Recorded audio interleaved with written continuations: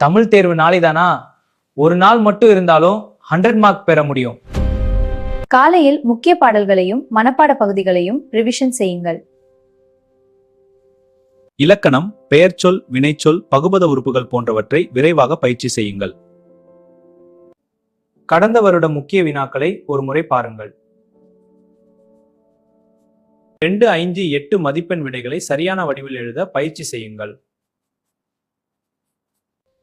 சிறிய இடைவெளி எடுத்து மனதை அமைதியாக வைத்துக் கொள்ளுங்கள். மாலையில் முக்கிய குறிப்புகளை மட்டும் மீண்டும் படியுங்கள். இரவு நல்ல தூக்கம் அவசியம்.